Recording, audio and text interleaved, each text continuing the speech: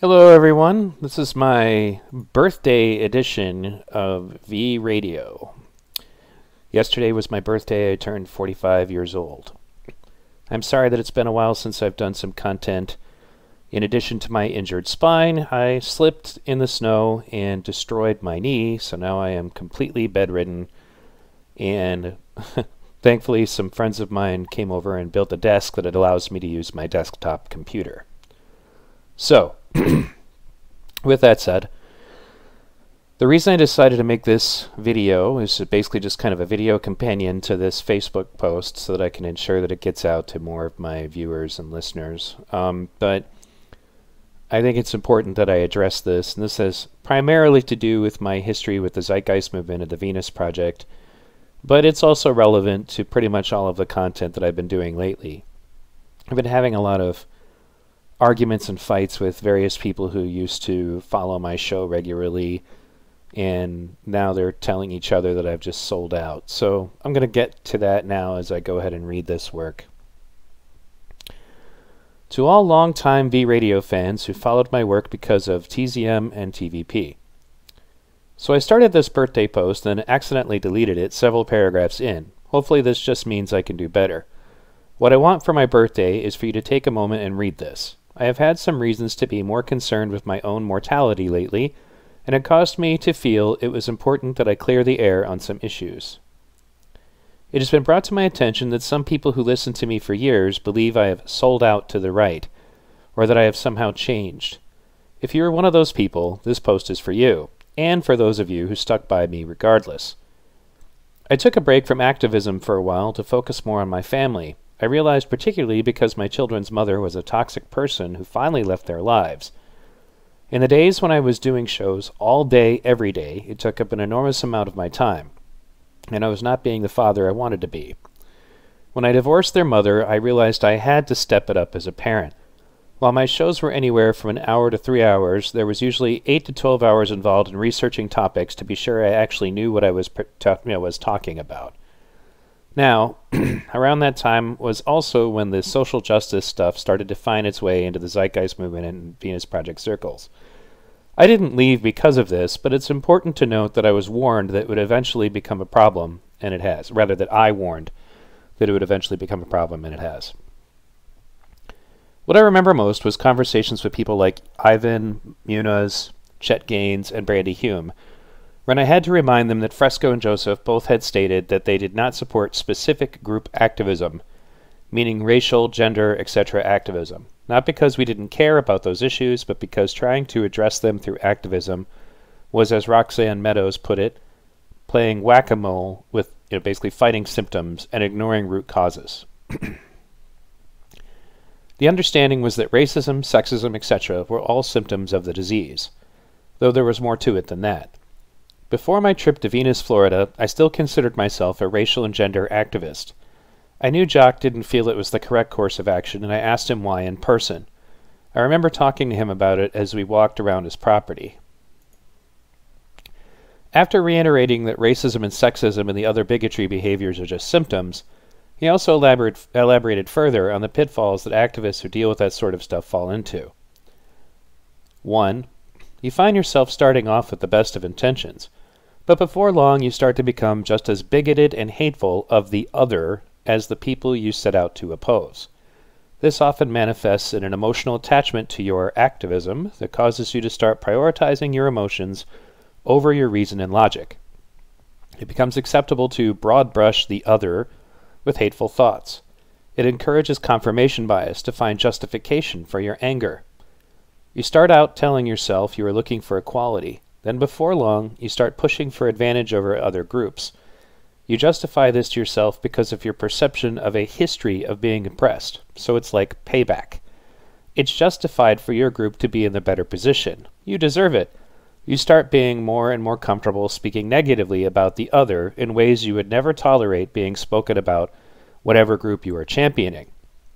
You stop actually being an agent for ending racism, sexism, or whatever, and start being part of the problem by perpetuating it without even realizing it. In fact, you go so far as to believe it's totally justified to be racist, sexist, or phobic against the identified oppressor group because they deserve it.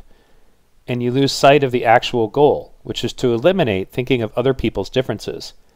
That was what you set out to do, and now instead you are an amplifier for it. 3. The goal set out by Jacques' vision of the future was the realization that race, gender, etc. are all superficial, meaningless differences. If we fixate on those differences, it becomes impossible to find mental attention for our similarities and common causes.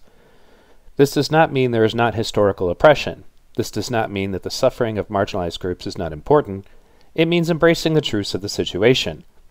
One of those truths that few people are willing to look at, particularly if they are in the social justice crusade, is that every people on this planet has oppressed another. If we want that to end, we have to end any reason to fight each other. You do that by eliminating scarcity. I left Fresco's home that day and thought about what he told me in the car ride home. I was still somewhat skeptical, but I decided in humility to continue to observe for the signs of what my mentor told me. He turned out to be 100,000% correct. About all of it. I participated in the Occupy movement. I went to 2 camps, one in Detroit and one in Flint. I sometimes visited Lansing.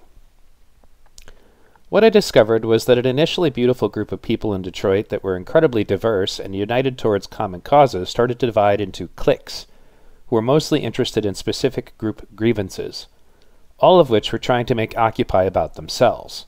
Racial, gender, sexual orientation, sexual identification, etc. The resulting infighting that took place took a very heavy toll on Occupy Detroit and made it difficult to be effective. I literally watched this happen in real time, as when we started it, it was not like that. It evolved over time as people with the woke agenda worked to slowly make the movement's focus more and more on dividing everyone up into categories of oppression and developing a new hierarchy of the oppressed. In contrast, Occupy Flint didn't have this issue and was as a result far more productive. There was still some infighting, but it was a natural personality clashes, not talk like, the males in this room should only be allowed to talk for half the speaking time, or, one I will never forget, a resolution to ensure that no white males would ever be allowed to speak on behalf of Occupy Detroit. When you entered debates, this new oppression hierarchy was more important than the truth, being rational, etc. If you were part of the broad brush labeled oppressor classes and were winning a debate on an issue because you were correct, all an oppressed person had to do to turn the tide of the argument was to tell you to check your privilege. Then suddenly you were expected to back down and let them win, no matter how incorrect the other person was. I saw a similar attitude trying to take root in the Zeitgeist Movement as I was about to leave and brought my concerns to the attention of the directors at the time, Peter Joseph, Jen Wilding, and Gilbert Ismail. I got very little response. So now as I watch closely by listening to the left, I see this sort of thinking invading everything in an intellectual pandemic. And if you don't go along with it, you are automatically entirely on the right. Take conversations about Tulsi Gabbard, for example. People are now saying she is a Republican or becoming one. She advocates for a $15 minimum wage, universal basic income, free college, maternity leave, and is anti-war focused. Yeah, not a Republican. But because she doesn't pass the purity test of the social justice movement, now she's on the right. The social justice movement is trying to make their issues key to any claim of being progressive or on the left. I am watching as social justice continues to evolve into a religion or faith that is aggressively recruiting. That religion is on a crusade that has an inquisition that conducts witch hunts to find blasphemers, to label heretics who should be excommunicated. Hypocrites patrol the world, going so far as to look at 10 or more years of someone's social media history to find any sign of the devil. They are taught that the devil is literally everywhere, and if you haven't found it yet, you are just not looking hard enough. I recall this manifesting once in a Facebook group about, of all things, Godzilla movies. Someone shared an article that identified the recent Godzilla movie as racist and sexist. Fortunately, the minorities in the group joined with us in lambasting how ridiculous it was, but to give you an idea of the dangerous mentality I'm talking about in this movement, let me explain. There is a scene in the movie wherein a white male general ignores the warnings of the Japanese scientist. The author of the article says this scene upholds white supremacy. The general decides to use nuclear weapons against Godzilla against the urgings of the Japanese scientist. This person in their witch hunt mindset was looking for the devil, so it colors everything they see in that perception. What I saw was that in the end the Japanese scientist was proven absolutely correct, and the white male general looked like an idiot. But that for some reason was not included in the article. That for some reason. It was more important to find the devil than for it to actually make any sense. Why is this mentality dangerous? Because we are willing to ignore the truth of what took place to find justification for our outrage addiction. Rage addicts need their fix, and like a heroin addict, will do completely nonsensical things to get their fix, and will always find equally nonsensical ways to justify it. I am not being hyperbolic in comparing it to a witch hunt or an inquisition. Maybe I see it more as there was a time period of my life wherein I studied that phenomenon of religious persecution. But what is wrong with religious persecution is not just about forcing your beliefs on others, it's about abandoning all reason to protect your faith. So what made me dust off my old beat-up headset? The election had something to do with it initially, but what made me really dive back in was the situation with Kyle Rittenhouse. Why did I spend so much time on that? I started looking into what happened in Kenosha that night, assuming that Kyle was some sort of deranged school shooter type. I studied it very carefully, literally spending 8 to 12-hour days for 2 weeks. Literally hurting myself from sitting in my computer chair too long. Going over every second of footage I could find. Why? People, outright, were lying about what took place. People I respected, people I thought were critical thinkers, were lying or spreading outright falsehoods from a position of ignorance. It was far too important to them that they perceived him as someone on the right, and therefore he had to be wrong. I put together an hour-long documentary on the topic outlining the critical timeline of what took place. I shared this information and dealt with outrage from people who followed my work. Why? How dare I be on the wrong side? How dare I stand up for this murderer? When I tried to share with them what I learned, I got completely emotional responses, and myself being labeled a right-winger. It was very George Bush, you were either with us or you were with the terrorists, sort of energy, and the truth was completely subservient to upholding your team. I was told I was using right-wing talking points.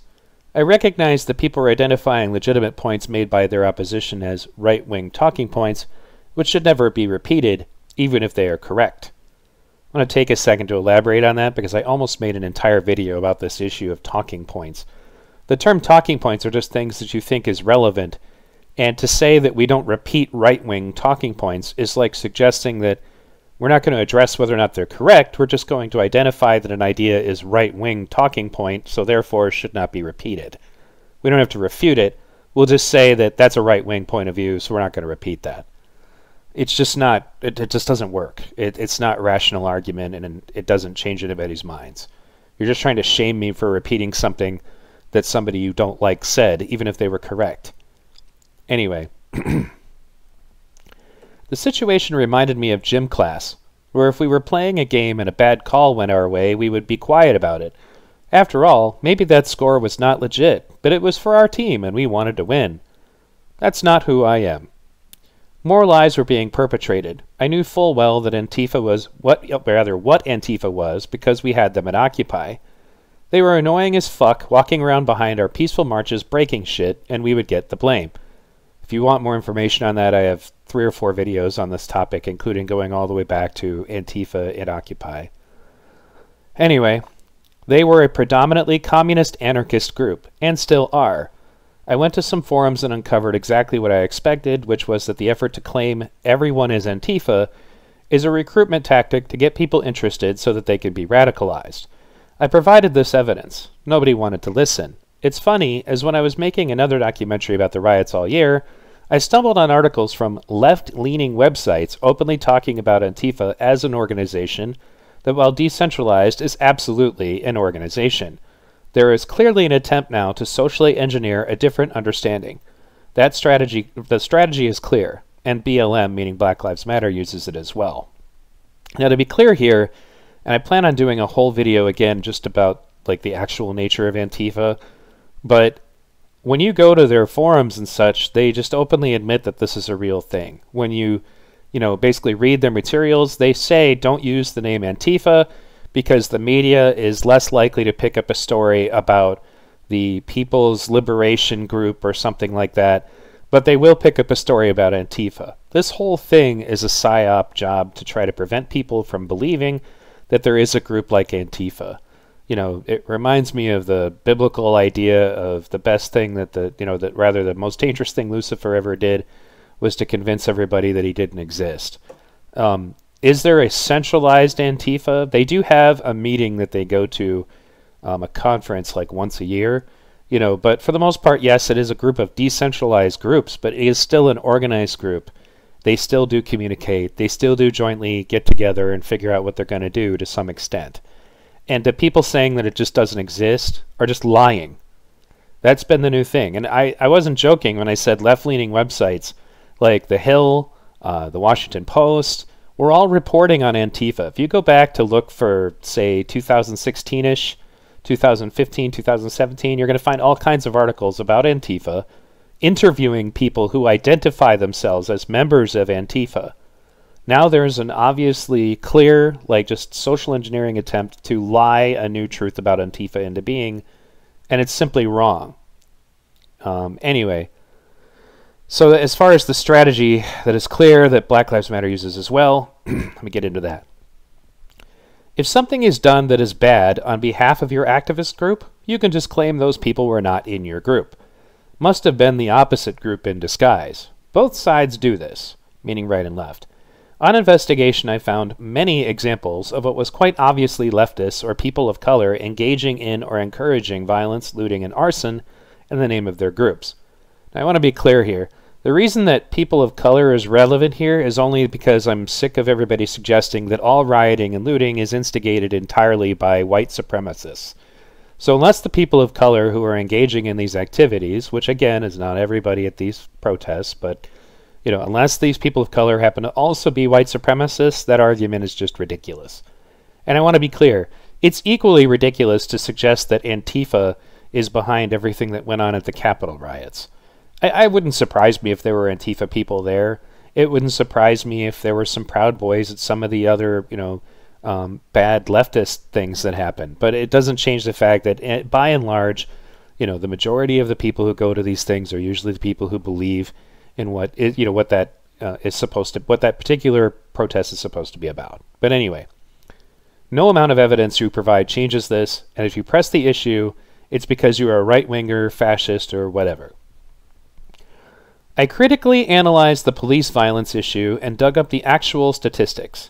I came to the realization that while of course all deaths matter, the current dialogue about deaths at the hands of police is often described as a genocide, despite the fact that factually you are statistically more likely to die in childbirth, in a house fire, or drowning in a pool than you are to die at the hands of police, no matter what color you are.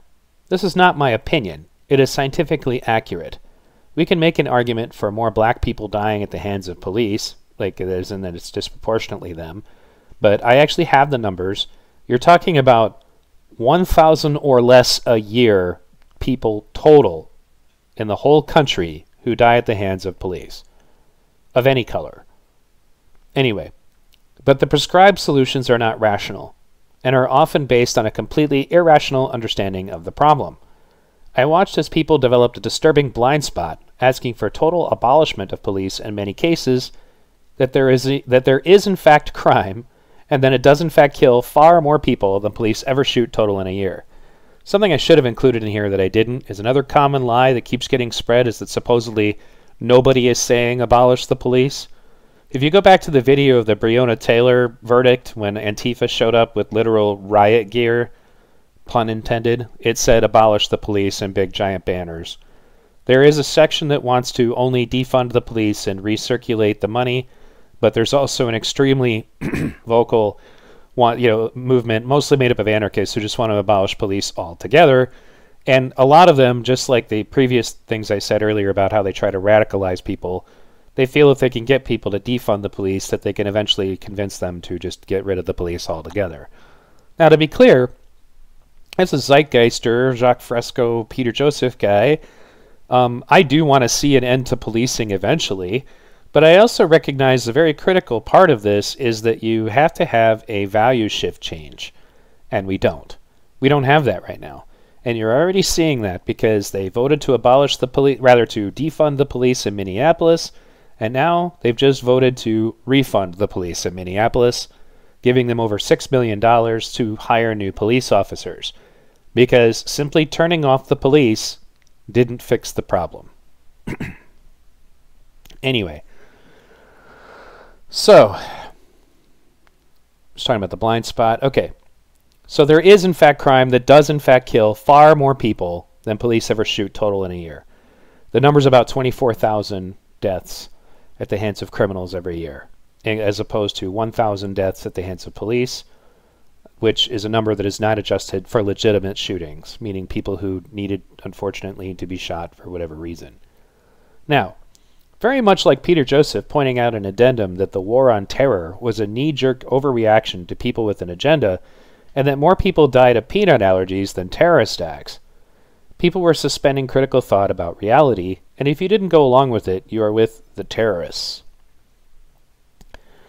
I critically analyzed, for example, the Jacob Blake shooting, which I did a video about that you can check out as well, but people on the left are strangely silent when you point out that the victim was violating a restraining order his rape victim had against him while trying to take her car and her kids.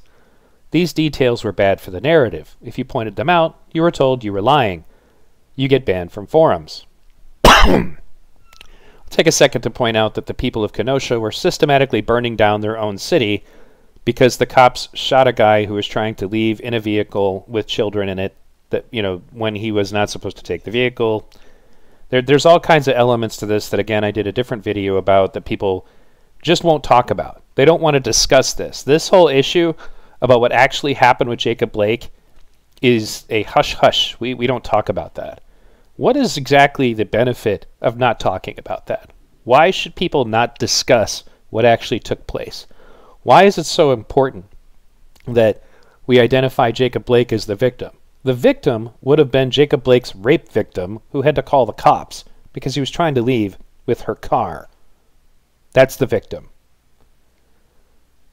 Anyway, black people dying at the hands of police is getting more attention from the left now than any other issue, when there are things killing far more people overall, and again, it's all symptoms.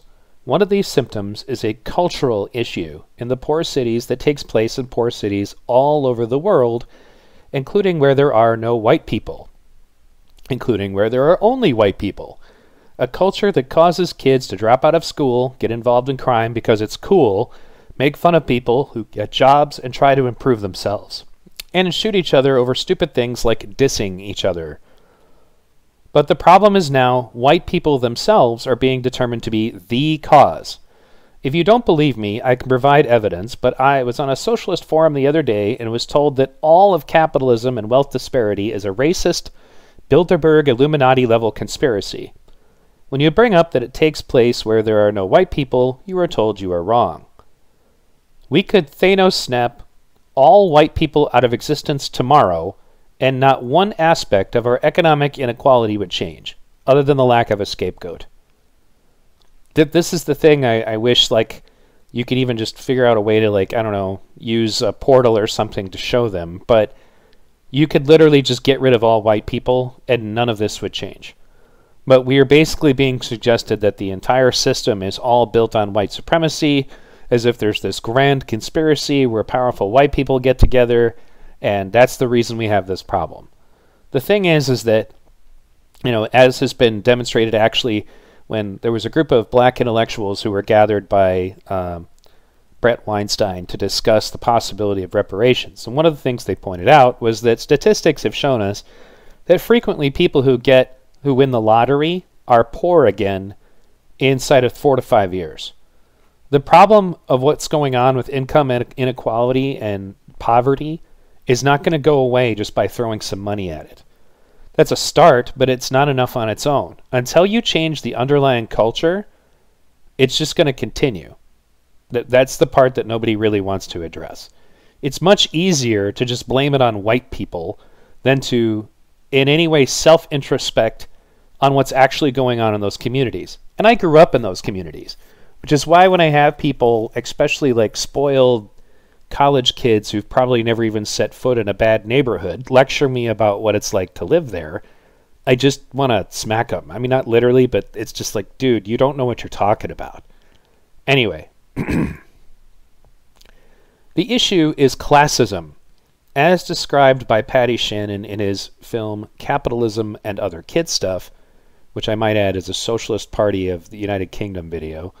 During the kindergarten game segment, the character Rex, which was his personification of the wealthy elite, finds ways to divide us. Race, gender, religion, etc. are not the issue. They are tools on the table of the elite. The elite don't actually care about race, gender, etc. They want us to. The purpose is to prevent us from uniting. As only united can we actually hope to change this world for all of us. I could go on for hours describing other situations where the rational is being cast aside. Actually, let me go back. I need to make sure that this is clear. What I'm getting at is that racism is not the cause. When people talk about systemic racism as if there's that it's all race-based, it actually brings me back to another Occupy Detroit argument, which is one of the things that led to me being less involved, was that there was some kind of resolution passed to cut the funding for books to Detroit schools. And somebody pointed out, well, yeah, it's because they're black schools. And I, having grown up in schools like that, pointed out, just so you guys are aware, they don't care any more about the white trash kids that are stuck in those schools either. In many cases, these people are not just sitting there thinking, how can I screw over black people today? It's a poor people issue. They don't care about the poor. The schools are not better in the poor white ghettos in the South where people live in trailer parks. No more money is thrown to those people. There's no rainbow bridge to rescue white people from the ghetto. And it's important to understand, when you consider all of that, is that we're in the same boat. We're on, we need to understand that we're on the same team. And you need to recognize that if you're now to the point where you're suggesting that, say, some poor single mom working as a waitress living in a trailer is your oppressor just because she happens to have white skin, you need to reevaluate, because that's asinine.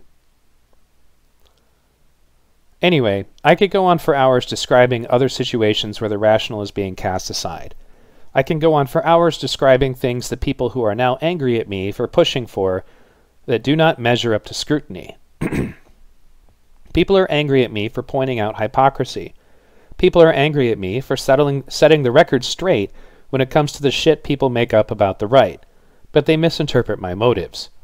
I am not on the right, but I recognize that if we ever want to reach them, we have to have credibility. There are plenty of legit ways to criticize what they believe or what they do. We don't have to make stuff up. We don't have to lie or allow others to lie. And when we do this, the divide gets wider and wider. Now, I think it's important for me to take a moment here to point out that the reactions I typically get are that we have now dehumanized the right so much that nobody wants to reach them. And I'm going to get into that a little bit later. But we've now dehumanized everybody who was a Trumper, to the point where we just think that they're subhuman. They don't even deserve to, have a platform. They don't deserve to have jobs. We'll get into that later.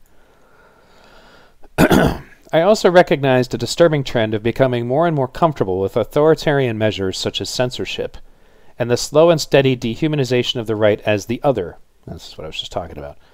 I am engaging with people who tell me that even moderate Republicans are fascists and should be treated as fascists. In fact, people on the left who don't 100% fall in line are also fascists and or Nazis. Well, how do they suggest we treat these people? That depends on how far down the rabbit hole you want to go, but it involves not allowing them to speak, not allowing them to have jobs, and not allowing them to live in some cases. The extremism on this issue is slowly ramping up with no end in sight. One of the things that I remember more extreme members of Antifa pointing out was that even liberals get the bullet too. And that's essentially a reference to, if we ever take over, we're going to shoot the left-leaning people who are not us as well. Anyway, it's okay to advocate for censorship as long as it's only the dangerous ideas being censored. Like the Nazis burning books that they disagreed with to be sure these ideas didn't get out there. I did a video about censorship you can watch on this topic too, but people scream false equivalency, but there is a reason we as a society are supposed to oppose all censorship, because we know historically the pendulum swings. If we engage in censorship, we can expect the other side to do so as well. People defended the social media censorship dubiously, saying it was private companies doing it and not the government. When I asked some of them if they would prefer the government also censored, they would hesitate, because they knew they were about to give up ground. And the reality is, yes, they would prefer the government censored ideas that they don't like. We are told now not to debate anymore. We should censor speakers we don't like instead of debating with them. We should deplatform them rather than listen to them and engage with them and prove them wrong in open forums. I remember speaking to a BLM activist about this, and they said, I don't care about convincing people. I want them to be afraid. Ironically, anyone who understands how racism flourishes knows that fear is the fertilizer for hatred. We are told it's acceptable to burn down and destroy neighborhoods in the name of economic justice. Never mind the fact that, and this is a fact, that communities that this happens to generally take 10 or more years to financially recover. People don't want to invest in communities where people reserve the right to burn down all the businesses anytime they don't like something that the government did. When the KKK was upset that black people were flourishing in Tulsa at Black Wall Street, did they burn down their own communities in protest? Nope, they burned down Black Wall Street. Think on that. But if you oppose rioting or violence, etc., you're a white supremacist. And yes, there are plenty of us peaceful protesters out there, but much like they say to us, white silence is violence, they are culpable if they don't speak up when people in the name of the BLM commit acts of violence. Instead, not only do they fail to do this, they usually go so far as to lie or cover up these things when they do happen. They rarely, if ever, call it out or oppose it, and certainly not without the fervor, or rather, with the fervor they expect people to show when calling out racists. The dehumanization of the other gets to dark places when you consider that it is extremely easy to get labeled fascist, Nazi, racist, white supremacist, because in those same circles it's acceptable to engage in preemptive violence and call it self-defense.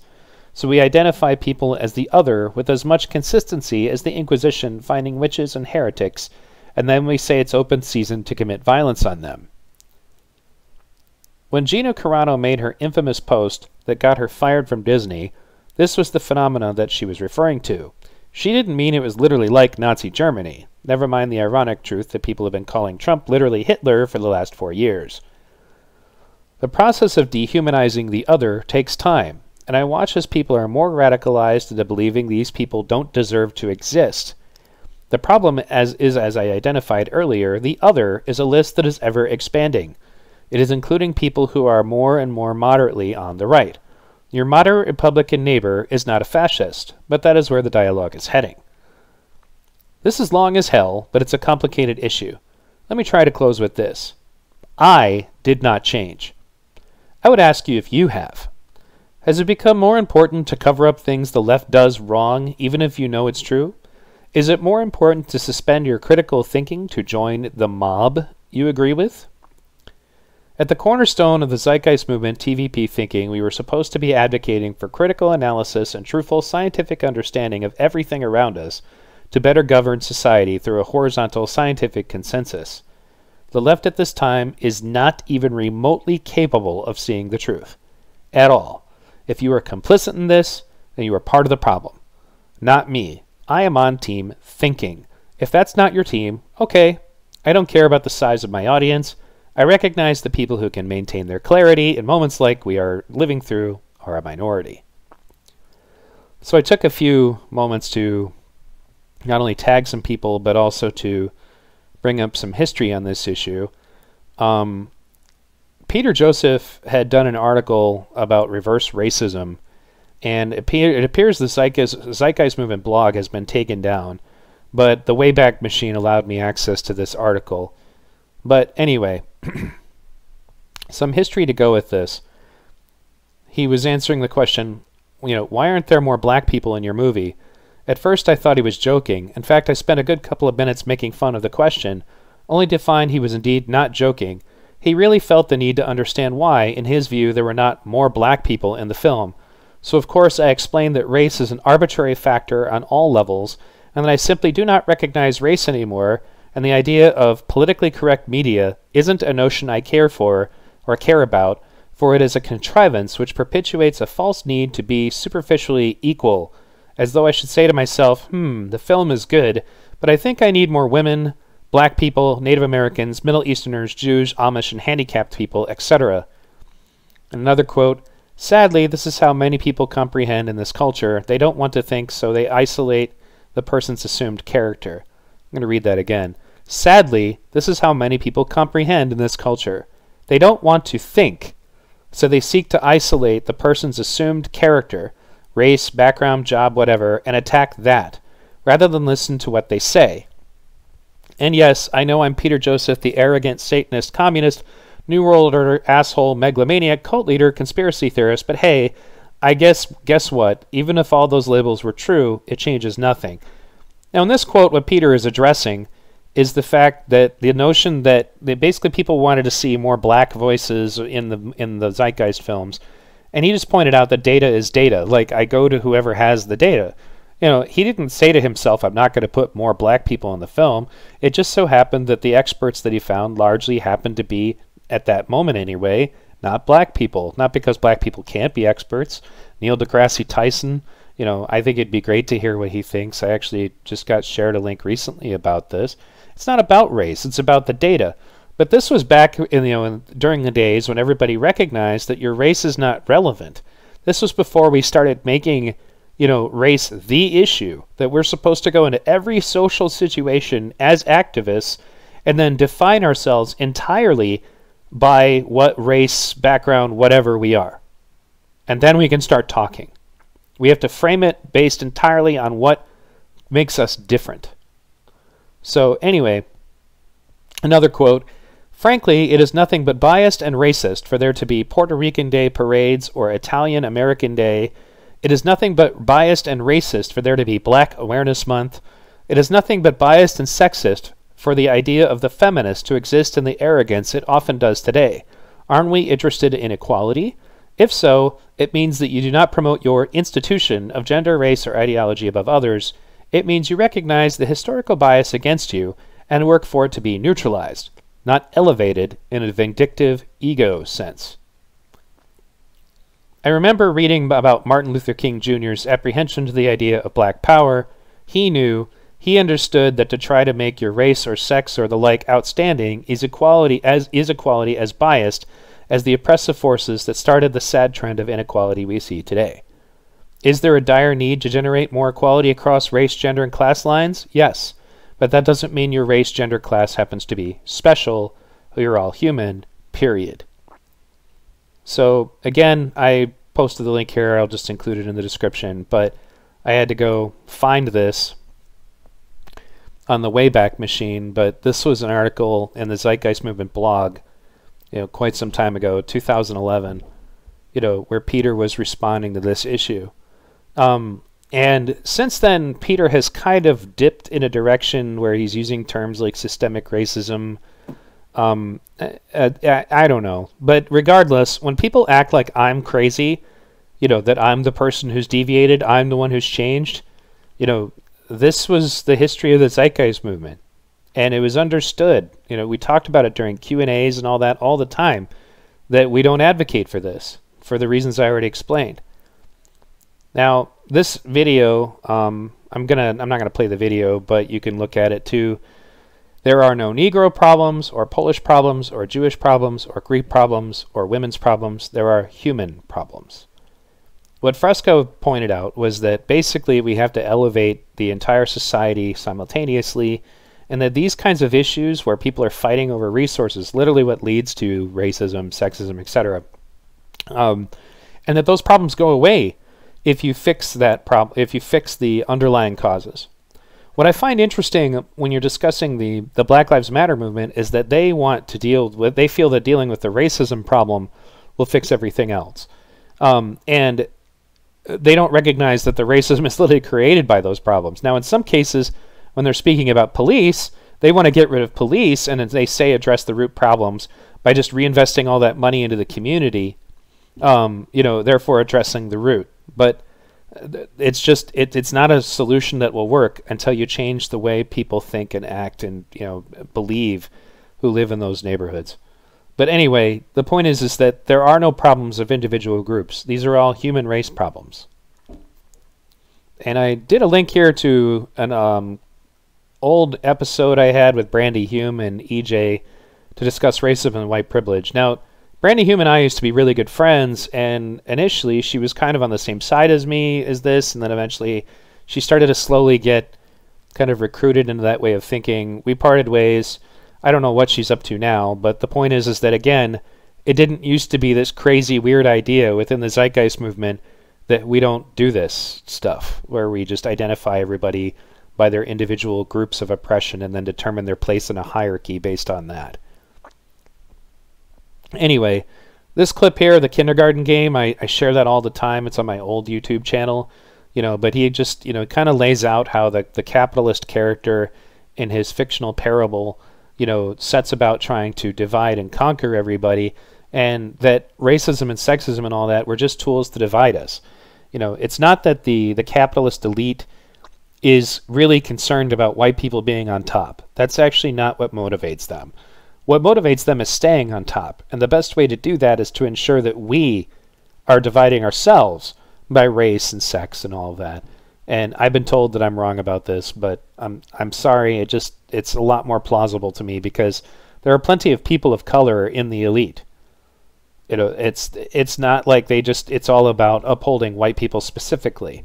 It might have been in some pockets of ignorant people here or there, but the masterminds behind all of this, they don't care. So anyway, there's been conversation that kind of happened after that, but this was what I wanted to share with all of you, and it goes back to this issue of whether or not I've sold out to the right. And what that means to people is that they want me to be quiet about anything that the left does that is wrong. They want it to be identified as something that's not relevant or whatever, and if I don't just shut up when we do things that are incorrect as left-leaning activists, then I'm a right-leaning activist. That's the absolutism, that has taken over. You either fall in line with us 100% or you are 100% on the other side. That's not critical thinking. At the end of the day, Jacques always said that the best defense against any kind of authoritarian takeover of society, like when we discussed in a Venus Project society, how would we stop some nefarious individual from taking over, is you have to have critical and analytical thinking. You have to have a very clear understanding of what is actually taking place. And that means, for example, you don't do things like suggest that police brutality is a genocide. Is it a problem? Yes, it's a problem. But it's not a genocide.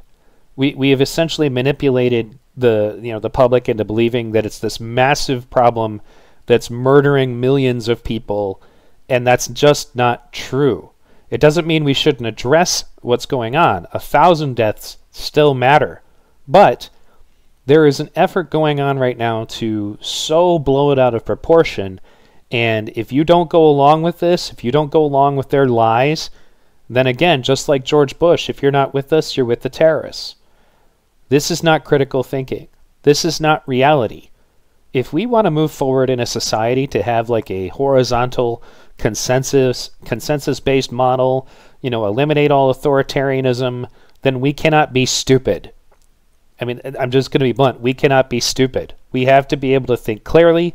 We have to be able to speak clearly, or we cannot have a horizontal society of people who are trying to reach consensus of what scientific solutions they should follow. And the reality is this. The current activism coming from the left is not rational, period. It's just not. If we can't be honest, if we're going to shame people for telling the truth, then you're not ready for a Venus Project society.